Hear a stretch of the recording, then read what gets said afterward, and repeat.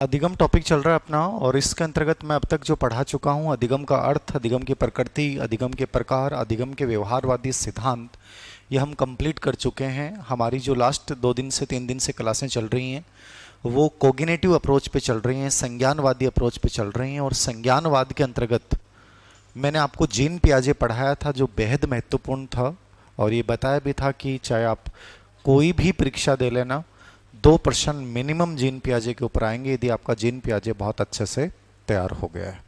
तो जीन पियाजे को लेकर मेरे अकॉर्डिंग कोई डाउट नहीं होगा। कंप्लीटली एक बिंदु पे, एक शब्द पे मैंने आपको समझा दिया था। उसके बाद मैंने कल की क्लास में आपको अंतर्दृष्टि सूझ का सिद्धांत पढ़ाया था, और सूझ के सिद्धांत में बहुत सिंपल सी बातें थी। कोहलर, कॉफका, मैक्स वर्दीमर ने दिया है। सूझ का मतलब ये होता है कि कोई भी वस्तु का आकस्मिक जो ज्ञान होता है, कोई भी समस्या का आकस्मिक जो समाधान होता है, उसको अपन क्या बोलते हैं, सूझ या अंतर्दृष्टि बोलते हैं। इसमें जो काम की बातें थी मैंने बताया आपको। एक तो नियम याद रखना, समता, निकटता, निरंतरता, ये 3 मुख्य नियम हैं जो अंतर्दृष्टि को बढ़ाते हैं। इसके अलावा अंतर्दृष्टि में 4 शब्द हैं। आकस्मिकता, जिसको आहा अनुभव भी कह सकते हैं, परसेप्शन, पूर्व दृष्टि और समग्रता, इन चारों वर्ड्स को याद रखिएगा। उपयोगिता में ज़्यादा कुछ था नहीं, बट फिर भी जो आए हुए हैं प्रश्न हैं वो ज़रूर देख लेना। एक तो वैज्ञानिक आविष्कार जितने भी होते हैं वो इसी सिद्धांत के अकॉर्डिंग होते हैं, ठीक है। एक जितने भी सिद्धांत हैं उनमें सबसे अधिक समझने की जो बात करता है, अंडरस्टैंडिंग की जो बात करता है, वो यही सिद्धांत बात करता है। बाकी गणित और फिजिक्स में उपयोगी है, रचनात्मकता, मौलिकता, जितने भी उच्चतम मानसिक क्रियाएँ हैं उन सब में सिद्धांत को उपयोगी माना जाता है। लास्ट में कल की क्लास में हमने कुर्ट लेविन की बेसिक चर्चा की थी कि कुर्ट लेविन ने जो अधिगम सिद्धांत दिया है इसका नाम था क्षेत्रीय सिद्धांत। बड़ा इंपॉर्टेंट सिद्धांत है जिसको तलरूप प्राकृतिक दशा का सिद्धांत भी कहा जाता है। मार्क कर लिएगा। इस सिद्धांत को आज अपन डिटेल से पढ़ेंगे। कल केवल मैंने नाम लिखाए थे और बेसिक चर्चा की थी कि कुर्ट लेविन ने अपने सिद्धांत में अधिगम को एक सापेक्षिक प्रक्रिया माना है, और इस सीखने में 3 चीज़ों को बड़ा इंपॉर्टेंट मानता है। कौन कौन सी मानता है? अरे ये देवेंद्र, ये चालू कर दिया क्या? देखना ऑन है क्या। तो आज की क्लास में अपन कुर्ट लेविन जो है उसको अपन कंप्लीटली पढ़ेंगे। एडवर्ड टॉलमैन को पढ़ेंगे और अल्बर्ट बांडुरा, यानी संज्ञानवादी सिद्धांत लगभग प्रयास करेंगे कि आज की क्लास में पूरे हो जाए। तो आप प्रार्थना करें, उसके बाद अपन क्लास की शुरुआत करते हैं।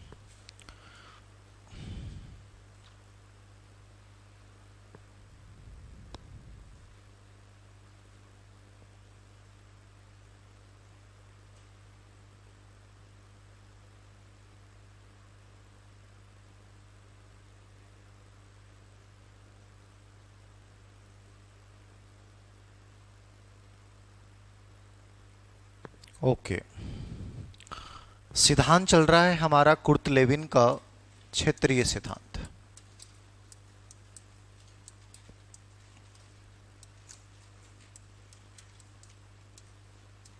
फील्ड थ्योरी,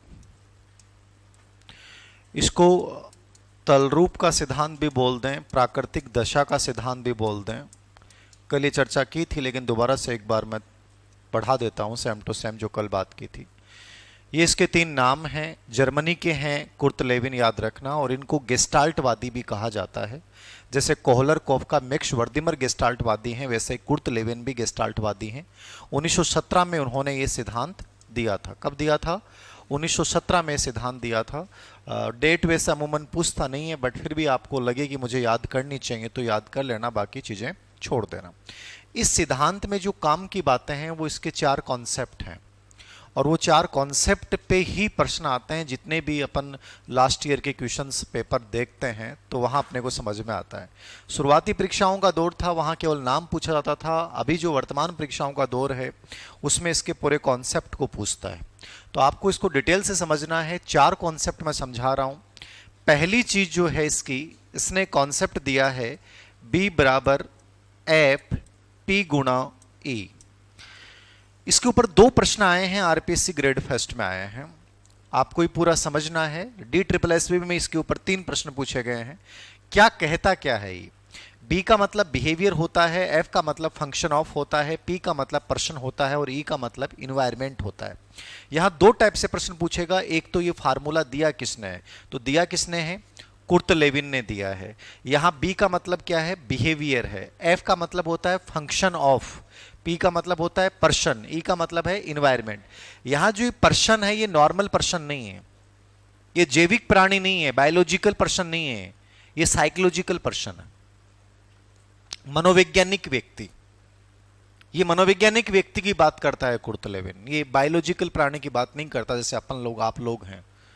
ये निर्जीव प्राणियों की बात नहीं करता, साइकोलॉजिकल पर्सन की बात करता है, जो अपने इन्वायरमेंट में है, जो अपने लक्ष्य के प्रति बड़ा समर्पित है, वो है मनोवैज्ञानिक व्यक्ति। ये जो इन्वायरमेंट है ये यहाँ पर्यावरण को व्यक्त करता है, बट इस इन्वायरमेंट को भी इसने एक नया नाम दिया है, साइकोलॉजिकल इन्वायरमेंट। मनोवैज्ञानिक वातावरण बड़ा महत्वपूर्ण भूमिका निभाता है।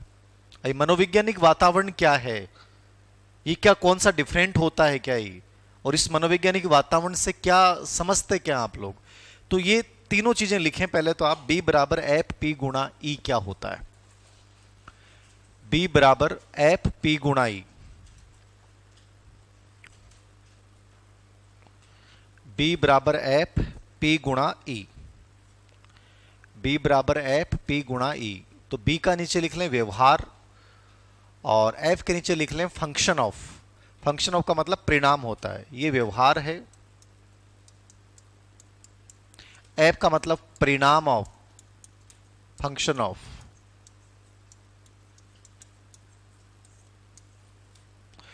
पी का मतलब पर्सन है, व्यक्ति, और यहां व्यक्ति कौन सा है? साइकोलॉजिकल व्यक्ति, मनोवैज्ञानिक व्यक्ति। ई का मतलब इन्वायरमेंट है, पर्यावरण है। पर्यावरण कौन सा है? ये मनोवैज्ञानिक।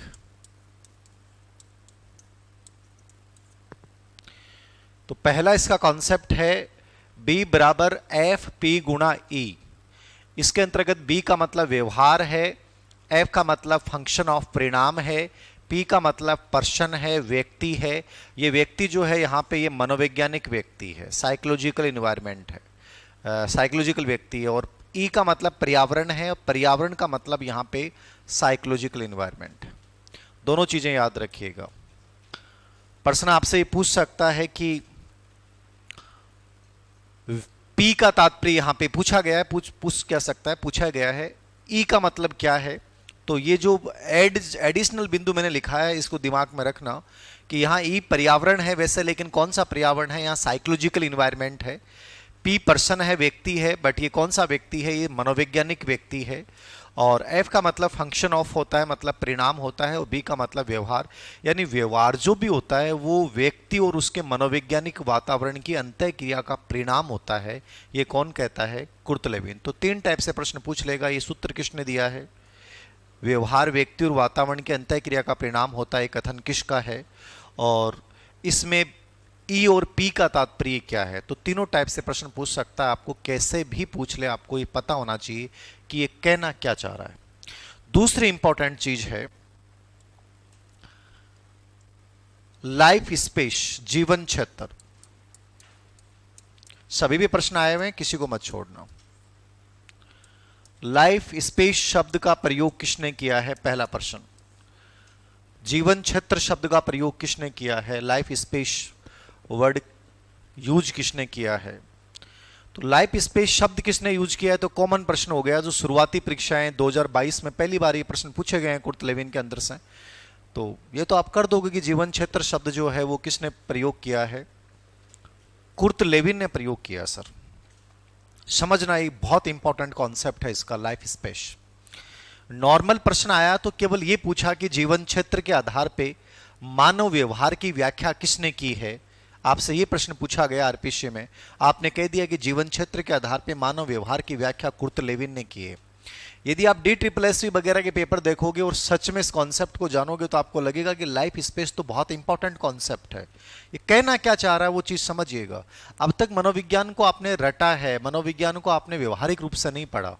मनोविज्ञान में आपने इन लोगों की वास्तविक जाना ही नहीं कि ये साइकोलॉजी को कैसे प्रभावित करते हैं, और इनके जो कॉन्सेप्ट हैं वो हमारे जीवन में कितना बड़ा योगदान देते हैं। हमारा लर्निंग प्रोसेस अलग चीज़ है, सीखना अलग चीज़ है, बट आपने शायद कभी पढ़ा भी नहीं होगा, और मुझे लगता भी नहीं कोई पढ़ाएगा भी आपको इतना इस लेवल तक लेके नहीं जाएगा, केवल नॉर्मल बातें बता सकता है। तो मैं उस लेवल तक लेके जा रहा हूं कि समझना आप कि सच में कॉन्सेप्ट है क्या, और ये हमारे लिए कितना उपयोगी है, कितना प्रासंगिक है। लाइफ स्पेस क्या होता है? और ये लाइफ स्पेस ऐसा नहीं कि ये कुर्ट लेविन ने दिया, ये लाइफ स्पेस हम सबके है, बट हमें पता नहीं कि लाइफ स्पेस होता क्या है। तो लाइफ स्पेस ये है, आप यहां मौजूद हैं, इसमें आप सबसे महत्वपूर्ण व्यक्ति हैं। और आप सबसे महत्वपूर्ण व्यक्ति कौन से हैं? जो मनोवैज्ञानिक हैं। आप बायोलॉजिकल प्राणी की बात ही नहीं कर रहा मैं, गधे की जानवर की बात ही नहीं कर रहा मैं कर रहा हूं उस मनोवैज्ञानिक व्यक्ति की बात जो अपने साइकोलॉजिकल इन्वायरमेंट से बड़ा प्रेरित है और उसी इन्वायरमेंट में रहता है, वो मनोवैज्ञानिक व्यक्ति। ये जो बाहर की आउटलाइन है, लक्ष्मण रेखा है, ये लक्ष्मण रेखा है। लक्ष्मण रेखा को तोड़ोगे तो क्या होगा? प्रॉब्लम्स आएंगी, हम सब जानते हैं। सीता को बताया गया था कि लक्ष्मण रेखा नहीं तोड़नी है, बट सीता ने लक्ष्मण रेखा तोड़ी। सीता के एक रेखा के तोड़ने की वजह से आज जयपुर में कितने सारे रावण जलाए जाएंगे। रोड पे जगह जगह रावण पड़े हैं। सोच के देखो, यदि वो एक गलती नहीं करती, लक्ष्मण रेखा को नहीं तोड़ती, तो क्या रावण को आज जलाया जाता? नहीं जलाया जाता। कितना पैसा बचता अपना, बोली है? छुट्टी नहीं आती, कहां लेके गया बड़ा? छुट्टी नहीं आती, नहीं आती तो नहीं आती, क्या हो जाता? लेकिन कम से कम रावण की जान तो नहीं जाती ना। ये लक्ष्मण रेखा इस बात को व्यक्त करती है कि जब भी कोई भी लक्ष्मण रेखा तोड़ता है तो उसके जीवन में विध्वंस आता है, उसका परिणाम कई लोगों को भुगतना पड़ता है। और ये आपकी पढ़ाई में भी लागू होती है। तो ये लक्ष्मण रेखा है आपकी, समझ में आ गई बात? अब जब तक आप इसके अंदर हैं, आप बहुत सही हैं, लेकिन इस लक्ष्मण रेखा को तुमने लांघा, लांघते ही बाहर की चीजें आनी शुरू हो गई। हमारी लाइफ में पीड़ा कब शुरू होती है? जब बाहरी चीजें आती हैं। मैं एक सिंपल सा एक प्रश्न जवाब दूं। एक बहुत बड़ी पीड़ा है आप लोगों की। एक बच्ची ने मुझे मैसेज किया था, वो कौन है, कहां से है, उसको छोड़िए, मैं भी नहीं जानता और जानना भी नहीं चाहता, कि सर मैं अपने टारगेट को लेकर जयपुर आई थी।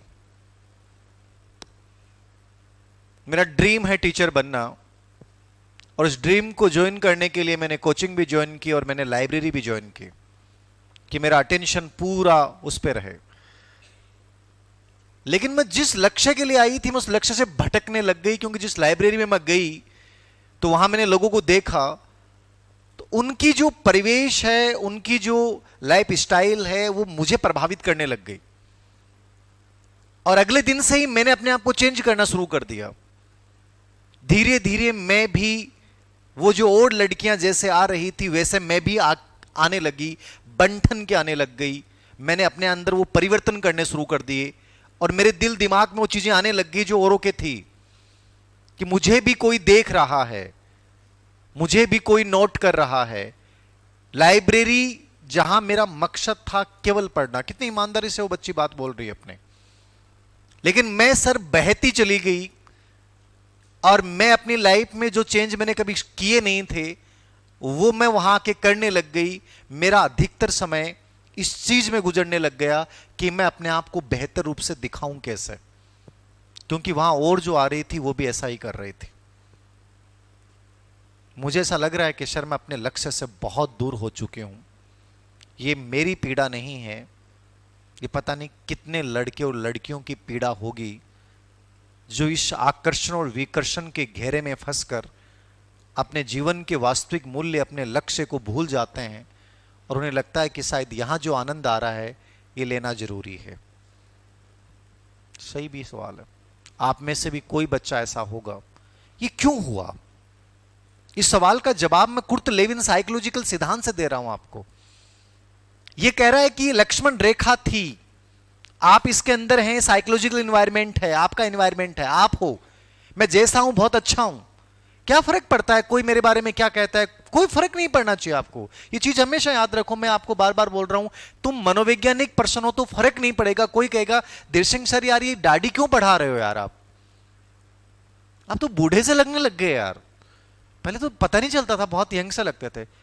मुझे फर्क ही नहीं पड़ना चाहिए यार, मुझे क्या अच्छा लगता है वो मैं करूं ना यार, क्या फर्क पड़ता है यार? मैं किसी की राय क्यों मानूं? मैं किसी की दखलंदाजी मेरी जिंदगी में क्यों लाने दूं? मैं दूसरों की जिंदगी में दखलंदाजी क्यों करूं? मैं क्यों अपने निर्णय कहीं थोपने लग जाऊं? क्यों दूसरों की राय, क्यों दूसरों की चीजें मेरी लाइफ में आने लग जाएं और मैं डिस्टर्ब हो जाऊं और मैं अपने आप को खोने लग जाऊं? उस बच्चे ने अपने आप को खोना शुरू कर दिया किसी और के चक्कर में। आप में से कई बच्चे अपने आप को खोने लग जाते हैं किसी और को दिखाने के चक्कर में। क्यों दिखाना है अपने को? नहीं दिखाना। आप जैसे हो वैसे जिंदगी को जिए, वैसे ही जीना है आपको। जहां आपको अच्छा लग रहा है वैसी चीजें कीजिए। आपका जो मेन मकसद है उससे भटकिए मत। यदि आप उस मनोवैज्ञानिक वातावरण में हैं तो प्रॉब्लम्स कब आई? जब बाहरी चीज आपके अंदर आई। जैसे ही इसके अंतर्गत चीजें बाहर से आने लगी, ये व्यक्ति डिस्टर्ब होगा, ये साइकोलॉजिकल नहीं रहेगा, ये बायोलॉजिकल बन रहा है। बायोलॉजिकल कब बन रहा है? जब मैं दिखावे में विश्वास कर रहा हूं, मेरे लिए बाहरी चीजें प्रभावित करने लग गई, मैं और चीजों पे ध्यान देने लग गया, मैं औरों को दिखाने के लिए मैं बहुत कुछ अच्छा पहनने लग गया और मैं अपनी इन चीजों में परिवर्तन करने लग गया। तो फिर आप साइकोलॉजिकल कहां रहे? आप तो बाहरी चीजों से प्रभावित हो रहे हैं, बाहर से वातावरण चीजें ले रहे हो। वही सीता वाली स्थिति है। सोना आकर्षित किया और सोने की वजह से आपने देखा कि कितना बड़ा तांडव हुआ। तुम्हें ये नहीं करना। कुर्ट लेविन का थोड़ी इतनी गजब चीज बताई है इसने, आप पढ़ो इसको, पूरे मजा आ जाता। पूरी बुक है इसके ऊपर, लाइफ स्पेस है क्या। और मैंने पढ़ी उस पूरी किताब को, मजा आ गया। ये कह रहा है कि ये जो रेखा है, बाहरी रेखा है, ये जब तक बाहर से चीजें तुम्हारे अंदर नहीं आ रही, तुम बहुत स्ट्रांग हो, तुम बहुत गजब की जिंदगी जी के जाओगे। लेकिन वो बाहरी चीज जब आने लग गई ना, तो फिर तुम अपने जीवन को, अपने आप को खो दोगे।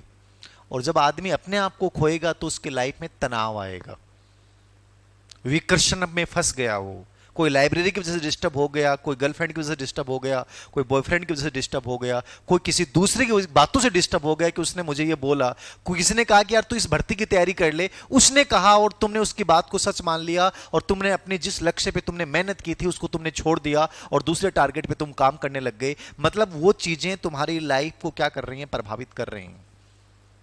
ये तुम्हारा सर्किल खराब हो जाएगा। समझ रहे हो आप? लाइफ स्पेस क्या है? मैं हूं और मेरा साइकोलॉजिकल एनवायरनमेंट है। मुझे क्या करना है, मेरे लिए क्या चीजें सही हैं, बस मैं उन्हीं चीजों तक अपने तक लेके आ रहा हूं। बाकी लोगों की राय, लोगों की बातें, ये जो बाहरी भौतिक और सामाजिक वातावरण है, वो जब मुझे प्रभावित नहीं कर रहा है, इसका मतलब मैं एकदम सुरक्षित हूं। और जब मैं बाहर की चीजें अंदर लेना शुरू कर दिया, मैंने जैसे उस लड़की ने लेनी शुरू कर दी और वो लड़की डिस्टर्ब होने लग गई, उसे लगने लग गया कि ये भी लाइफ का पार्ट हो सकता है। अपने आप का डेकोरम मेंटेन करना, अपने आप को सजाना, अपने आप को दिखाना, लोगों को अपनी ओर से ध्यान आकर्षित करने के लिए मजबूर कर देना, वो उस विकर्षण में फंसती चली गई। बाहरी दुनिया की एक छोटी सी चीज ने उसके लाइफ स्पेस को तहस नहस कर दिया। कितनी बड़ी बात है, समझिए आप। जीवन क्षेत्र क्या है? मैं हूं, मेरा मनोवैज्ञानिक वातावरण है, वो मेरा लाइफ स्पेस है। यहां मैं क्रिया प्रतिक्रिया कर रहा हूं और मैं अपने लक्ष्य की ओर लगातार बढ़ रहा हूं। चुनौतियां आएंगी, बाधाएं आएंगी, समस्याएं आएंगी, लेकिन मैं लड़ लड़ के आगे बढ़ रहा हूं। ये पूरा इन्वायरमेंट जिसके अंदर मैं क्रिया प्रतिक्रिया कर रहा हूं, इसको इसने क्या बोला है? लाइफ स्पेस बोला है। अब ये कहता है दो चीजें, दूसरी चीज पे लेके आ रहा हूं। साधारण अर्थ तो ये हो गया, जीवन क्षेत्र ये है। ये कहता है सीखना कब शुरू होता है? जब मान लीजिए आपने कोई चीज तय की, आपने कोई चीज तय की कि मुझे स्कूल व्याख्याता बनना है, मुझे ग्रेड 3 टीचर बनना है, लेकिन आपका ये जीवन क्षेत्र था, इससे आप सफल नहीं हो रहे थे, तो आपके पास तनाव आता है। तो आपके पास दो ऑप्शन होते हैं, या तो अपने लक्ष्य को बदल लो। क्या कर लो आप? लक्ष्य को बदल लो कि शायद ये लक्ष्य सही नहीं है मेरा, मैं आईएएस बनना चाहता था, ये मेरा लक्ष्य सही नहीं है क्योंकि मैं इस लाइफ स्पेस से, मैं अपने इस मनोवैज्ञानिक वातावरण से उसको प्राप्त ही नहीं कर पा रहा हूं। मैंने प्रयास तो बहुत कर दिए, मैंने ताकत तो बहुत लगा दी। दूसरा तरीका है, इस जीवन क्षेत्र की संरचना में परिवर्तन करो। ये कहता है सीखने का मतलब है जब इस इन्वायरमेंट में तुम वो परिवर्तन करोगे जो तुम्हें लक्ष्य की ओर लेके जाएंगे। इसको इसने लर्निंग बोला है। सीखना क्या बोला है इसने, कि जब संज्ञानात्मक संरचना में वक्त के साथ तुम्हें बदलाव लाने पड़े और वो बदलाव जो तुम्हें तुम्हारे लक्ष्य की ओर लेके जाएं, उसको अपन क्या बोलेंगे, सीखना। बदलाव कैसे होते हैं लर्निंग में, तो ये कहता है बदलाव 3 तरीके से होते हैं, भेदीकरण, सामान्यीकरण और पुनः संरचना। इसको अपनी पढ़ाई से जोड़ना, इन चीजों को मैं जो बोल रहा हूं। भेदीकरण, सामान्यीकरण और पुनः संरचना। आपने अपना एक लाइफ स्पेस बना रखा था, आप मेहनत कर रहे थे, आपने 1.5 साल मेहनत की, लेकिन आप अपने टारगेट को प्राप्त नहीं कर पाए। इसका मतलब तुम्हारे तरीके गलत हैं, या तुमने जो ये लाइफ स्पेस बना रखा था, ये लाइफ स्पेस में प्रॉब्लम है। तो अब क्या करना है, तुम्हें सफलता नहीं मिली तो या तो लक्ष्य को चेंज कर लो, या क्या करो, उस कॉग्निटिव स्ट्रक्चर को बदल डालो, उसमें परिवर्तन करो। परिवर्तन कैसे होंगे, पहला है भेदीकरण। भेदीकरण क्या होता है, डिस्क्रिमिनेशन क्या होता है। भाई तुम्हारा लक्ष्य है, तुम्हारा ये लाइफ स्पेस है, तुम उसमें उन चीजों की पहचान करो कि वो ऐसी कौन सी चीजें हैं जहां तुम्हें फायदा नहीं मिला काम करके भी, ऐसी कौन चीजें हैं जो तुम्हारे लिए सच में जरूरी थी और वहां काम करके तुम्हें फायदा मिलेगा। यही तो पढ़ाई है, मैं बार बार बोल रहा हूं, इसको पढ़ाई से रिलेवेंट करके समझिएगा इस सिद्धांत को। भेदीकरण क्या, डिस्क्रिमिनेशन क्या है। यहां आप ये देखोगे कि इसमें सही चीजें कौन सी हैं, गलत चीजें कौन सी हैं, कौन सी मुझे फायदा दे रही है, कौन सी मुझे नुकसान दे रही है, वो सब चीजों को तुम अलग अलग करोगे। ये घटना क्या कहलाएगी, भेदीकरण कहलाएगी। आई बात समझ में। तुम्हारा इन्वायरमेंट है, तुम्हारा रूम है, तुम हो, उस रूम के बीच में, तुम्हारे और रूम के बीच में जितनी चीजें हो रही हैं वो सब तुम्हारा जीवन क्षेत्र है। तुम्हें यह देखना है कि यार मैं ऐसी कौन सी चीजें कर रहा हूं जो शायद मुझे फायदा नहीं कर रही हैं। कोई भी चीज हो सकती है, ऐसी ऐसी कौन चीजें जहां मेरा टाइम बहुत वेस्ट हो रहा है बट आउटकम्स बहुत जीरो है। ऐसी कौन चीजें हैं जिनमें मैं टाइम कम दे रहा हूं जबकि उनके आउटकम्स बहुत ज्यादा हैं। भेदीकरण इसको बोलेंगे। मतलब आपको चीजों को डिवाइड करना है, आपको यह समझना है कि मेरे लिए इनमें से ये चीजें बहुत बेहतरीन हैं, ये कम बेहतरीन हैं, मैं इनको अपनी लाइफ से हटा दूंगा तो कोई बहुत बड़ा मेरी लाइफ में नकारात्मक नुकसान नहीं होगा, और इन चीजों के साथ मैं चलता हूं तो मेरी लाइफ में शायद बहुत बड़ा पॉजिटिव बदलाव होगा। तो आप भेदीकरण में क्या करते हो, सही और गलत के बीच अंतर करते हो। सामान्यीकरण में आप क्या करते हो, सामान्यीकरण में तुम निष्कर्ष निकालते हो कि यार मैं जब तक इन तरीकों के साथ चल रहा था मेरे रिजल्ट खराब आ रहे थे, मैं जिस प्रकार से पीवाईक्यू हल कर रहा था ये तरीके मेरे गलत थे, मैं जिस कंटेंट के साथ आगे बढ़ रहा था वो चीजें गलत थी। तो तुम निष्कर्ष निकालोगे कि ये सही है और ये गलत है। पुनः संरचना का मतलब यह है इन दोनों के आधार पे तुम जो बदलाव लेके आओगे अपनी दिनचर्या में, तुम बदलाव लेके आओगे अपने पढ़ने के तरीकों में, तुम बदलाव लेके आओगे अपने उस एनवायरनमेंट में कि अपनी लाइफ में से इन दोस्तों को मैं हटा रहा हूं और ये 2 नए दोस्त बना रहा हूं जो बहुत पॉजिटिव हैं। ये जितने भी तुम बदलाव करोगे ये क्या कहलाएगी, पुनः संरचना। तो सीखना कब शुरू होता है, जब इस मनोवैज्ञानिक क्षेत्र में, इस पर्यावरण में जब तुम बदलाव करते हो, जब तुम सामान्यीकरण करते हो, जब तुम इसको रिस्ट्रक्चर करते हो। इसको इसने क्या बोला है, सीखना। परीक्षा में प्रश्न अभी तक केवल यही आया है कि लाइफ स्पेस के आधार पर मानव व्यवहार की व्याख्या किसने की है। यह तो मैंने आपको समझाने के लिए बताया कि जीवन क्षेत्र कितनी इंपॉर्टेंट चीज है। जीवन क्षेत्र का मतलब क्या है, इसमें बाहरी चीजें शामिल नहीं होती हैं, और जब बाहरी चीजें आएंगी तो जीवन क्षेत्र आपका डिस्टर्ब होगा। जीवन क्षेत्र वो है जहां प्रॉब्लम का सॉल्यूशन करते हो। जीवन क्षेत्र वो है जहां तुम जिन चीजों को देखते हो, तुम्हारा जो प्रत्यक्षीकरण है, तुम्हारे जो अनुभव हैं, वो प्रत्यक्षीकरण और अनुभव जीवन क्षेत्र का निर्माण करते हैं। लोगों की, बाहरी लोगों की राय, बाहरी लोगों की धारणाएं, बाहरी जो ये आकर्षण है, लाइब्रेरी का आकर्षण है, बाकी और आकर्षण है, विकर्षण है, प्रेम है, मोहब्बत है, जितनी चीजें हैं वो सब इस एनवायरनमेंट में शामिल नहीं होते हैं। यदि वो शामिल होते हैं तो मनोवैज्ञानिक क्षेत्र डिस्टर्ब हो जाता है, और डिस्टर्ब होने का मतलब तनाव होता है। तनाव मतलब तुम्हारे को असफलता की ओर लेके जाता है। इनसे बचने के लिए तुम ये तरीके अपनाते हो, भेदीकरण करते हो कि मुझे इन चीजों के साथ चलना चाहिए, इनके साथ नहीं चलना चाहिए, निष्कर्ष निकालते हो कि सही क्या है गलत क्या है, और इसको रिस्ट्रक्चर करते हो। आ गया समझ में? जीवन क्षेत्र क्या कहलाता है? मैं और मेरा मनोवैज्ञानिक वातावरण जीवन क्षेत्र कहलाता है। आप जितनी भी लाइफ में प्रॉब्लम्स आएंगी उनका जो समाधान करते हो इसी जीवन क्षेत्र के द्वारा करते हो, अपनी मनोवैज्ञानिक ताकतों से करते हो। बाहरी भौतिक वातावरण जो है वो इसमें शामिल नहीं होता है।